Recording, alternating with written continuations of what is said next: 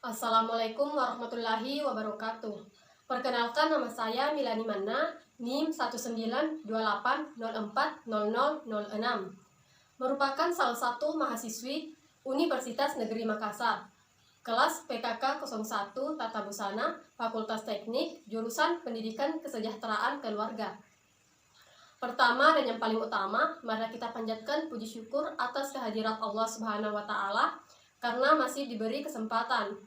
Dan jangan lupa kita kirimkan salawat serta salam kepada Baginda Muhammad SAW, dan juga terima kasih kepada Ibu Dr. Hajah Syamsidah MPD selaku dosen pengampuh mata kuliah profesi keguruan, dan teman-teman yang telah mensupport dan membantu.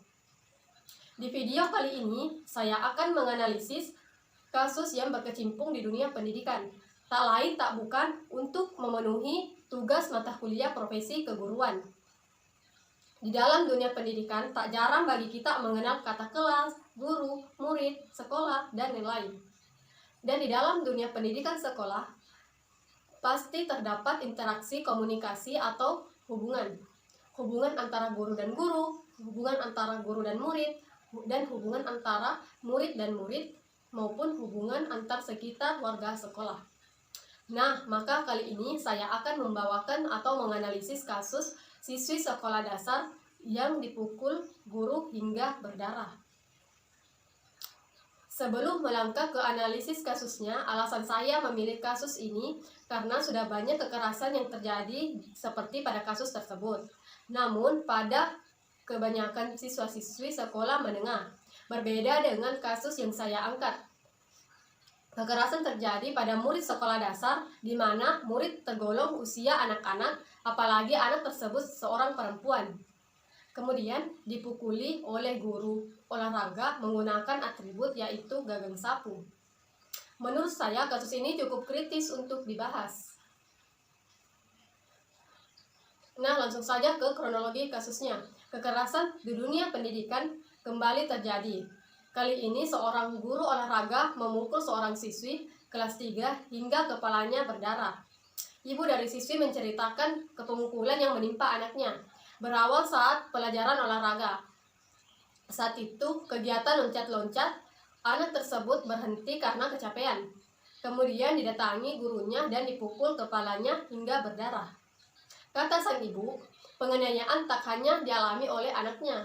Siswa lain juga mengalami sama, tapi cuma dijewer. Guru yang benar akan digugu dan ditiru. Ia berharap tindak kekerasan yang dialami putrinya bisa segera ditindaklanjuti dan tidak terjadi di sekolah lain. Sementara itu, Dinas Pendidikan bersama Dinas Kesehatan dan Psikolog akan melakukan investigasi dan pendampingan terhadap korban setelah adanya insiden tersebut. Atas kejadian ini, kami sangat terkejut dan dari itu kami datang ke sini untuk memastikan duduk perkara atas kejadiannya. Namun, kami menjamin bahwa adik siswi yang menjadi korban masih tetap bisa melakukan aktivitas atau bersekolah karena kami siap melakukan tindak bersama psikolog dan dinas kesehatan, kata Dinas Pendidikan. Kata Dinas Pendidikan menjelaskan bahwa guru bersangkutan merupakan guru guru tidak tetap yang memperbantukan guru olahraga yang telah belajar kurang lebih 5 tahun. Sementara itu, kepala sekolah siswi pemukulan mengakui bahwa adanya seorang guru olahraga melakukan pemukulan terhadap siswi kelas 3. Tadi juga ditegaskan kepada guru olahraga bahwa kalau tidak sanggup menjadi guru, ya silahkan berkonsultasi untuk berhenti. Namun, guru tersebut mengatakan masih sanggup dan berjanji bisa mengubah perilaku terhadap siswa dan tidak melakukan sanksi pemukulan. Kasus kekerasan guru terhadap siswinya tidak dibawa ke ranah hukum, namun orang tua korban meminta jaminan proses belajar mengajar anaknya di sekolah. Orang tua korban punya hak lapor. Orang tua korban minta mediasi dan minta jaminan proses belajar di sekolah. Dan kasus ini disepakati akan diselesaikan secara kekeluargaan. Orang tua korban minta agar kejadian ini tidak terulang lagi di sekolah. Sementara ibu korban mengaku tidak akan melakukan tuntutan kepada polisi. Namun, ibu korban meminta agar kejadian ini tidak terulang kembali. Permintaan tersebut dituangkan dalam surat pernyataan yang diguguhi materai dan ditandatangani pihak sekolah serta disaksikan Dinas Pendidikan serta polisi. Adapun teori pendukung dari kasus tersebut yaitu yang pertama, teori belajar behaviorisme merupakan teori belajar yang cukup lama dianut oleh para pendidik. Teori ini dicetuskan oleh Gage dan Berliner yang berisi tentang perubahan tingkah laku sebagai hasil dari pengalaman. Menurut teori behavioristik, belajar adalah perubahan tingkah laku sebagai akibat dari adanya interaksi antara stimulus dan respon. Mengapa saya memilih teori ini? Karena teori ini merupakan teori yang sangat berhubungan dan berkaitan dengan kasus tersebut. Karena guru mendidik siswanya menggunakan kekerasan, sedangkan sebelum menjadi guru pasti telah dibekali oleh berbagai ilmu, salah satunya teori tersebut. Nah, Ki Hajar Dewantara pernah berkata bahwa didiklah anak muridmu atau siswa-siswimu menggunakan cinta dan kasih sayang agar tidak mengganggu mentalnya. Selanjutnya yaitu kecerdasan emosional. Menurut Crow dan Crow 1958, pengertian emosi adalah pengalaman efektif yang sertai penyesuaian diri dari dalam individu tentang keadaan mental dan fisik berwujud suatu tingkah laku yang tampak. Emosi itu merupakan warna efektif yang disertai atau perilaku individu. Contoh pengaruh emosi dalam perilaku individu yaitu terganggu penyesuaian sosial apabila terjadi rasa cemburu dan iri hati.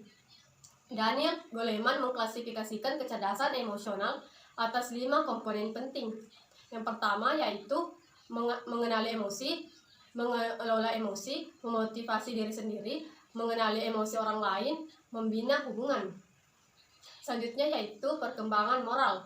Istilah moral berasal dari kata Latin mos atau mosis yang berarti adat istiadat, kebiasaan, peraturan, nilai-nilai atau tata cara kehidupan.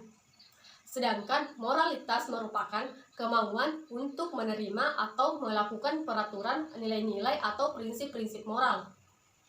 Adapun faktor-faktor perkembangan moral ada 3 yaitu lingkungan keluarga, lingkungan sekolah, dan lingkungan masyarakat. Karena kasus yang saya bahas berkecimpung di dunia pendidikan, oleh karena itu saya akan membahas tentang lingkungan sekolah.